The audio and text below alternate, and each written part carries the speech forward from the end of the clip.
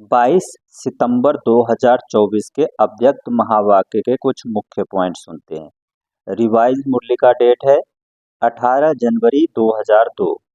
मुरली का हेडिंग है स्नेह की शक्ति द्वारा समर्थ बनो, सर्व आत्माओं को सुख शांति की अंजलि दो। स्नेह की शक्ति द्वारा समर्थ बनो, सर्व आत्माओं को सुख शांति की अंजलि दो।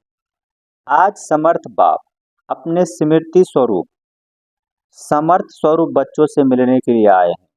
आज विशेष चारों ओर के बच्चों में स्नेह की लहर लहरा रही है। विशेष ब्रह्मा बाप के स्नेह की याद में समाये हुए हैं। यह स्नेह हर बच्चों के इस जीवन का वरदान है। यह स्नेह हर बच्चों के इस जीवन का वरदान है। परमात्म स्नेह ने ही आप सबको नई जीवन दी है। हर एक बच्चे को स्नेह की शक्ति ने ही बाप का बनाया। यह स्नेह की शक्ति सब सहज कर देती है। जब स्नेह में समा जाते हो तो कोई भी परिस्थिति सहज अनुभव करते हो। बाप दादा भी कहते हैं कि सदा स्नेह के सागर में समाये रहो। स्नेह छत्र छाया है, जिस छत्र छाया के अंदर कोई भी माया की परछाई पर नहीं सकती। सहज माया जीत बन जाते हो। जो निरंतर स्नेह में रहता है उसको किसी भी बात की मेहनत नहीं करनी पड़ती। स्नेह सहज बाप समान बना देती है। स्नेह सहज बाप समान बना देती है। स्नेह के पीछे कुछ भी समर्पित करना सहज हो जाता है। मधुबन वालों से बाप दादा की मुलाकात बहुत अच्छा। मधुबन वालों को बहुत चांस मिलते हैं, इसलिए बाप दादा कहते हैं मधुबन वाले है रूहानी चांसलर्स। चांसलर्स होना सेवा करनी पड़ेगी, फिर भी सबको मधुबन निवासी राजी तो कर लेते हैं ना, इसलिए बाप दादा मधुबन वालों को कभी भूलते नहीं। इसलिए बाप दादा मधुबन वालों को कभी भूलते नहीं। मधुबन निवासियों को खास याद करते हैं। मधुबन वालों को क्यों याद करते हैं? क्योंकि मधुबन वाले बाप के प्यार में मेजॉरिटी पास है। मेजॉरिटी बाप से प्यार अटूट है, कम नहीं है। मधुबन वाले बहुत अच्छे हैं। अच्छा, बाप दादा आज एक बात गुलजार बच्ची को कह रहे थे, विशेष मुबारक दे रहे थे कि ब्रह्मा तन की सेवा जैसे इस रथ में थी 33 वर्ष पूरे किए। यह भी ड्रामा के पार्ट है। बाप की मदद और बच्ची की हिम्मत दोनों मिलकर पार्ट बजाते हैं।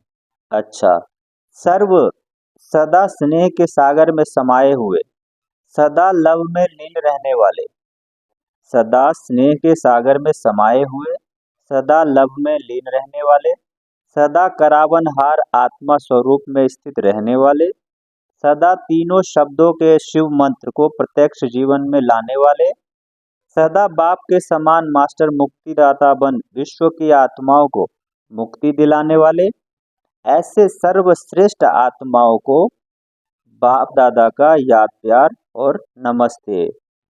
हम रूहानी बच्चों की रूहानी बाप दादा को याद प्यार, गुड मॉर्निंग और नमस्ते। सुनते हैं आज की मुरली का वरदान। दृढ़ता की शक्ति द्वारा सफलता प्राप्त करने वाले त्रिकालदर्शी आसनधारी भव। दृढ़ता की शक्ति द्वारा सफलता प्राप्त करने वाले त्रिकालदर्शी आसनधारी भव। सुनते हैं इसका विस्तार। दृढ़ता की शक्ति श्रेष्ठ शक्ति है जो अलबेलेपन की शक्ति को सहज परिवर्तन कर देती है।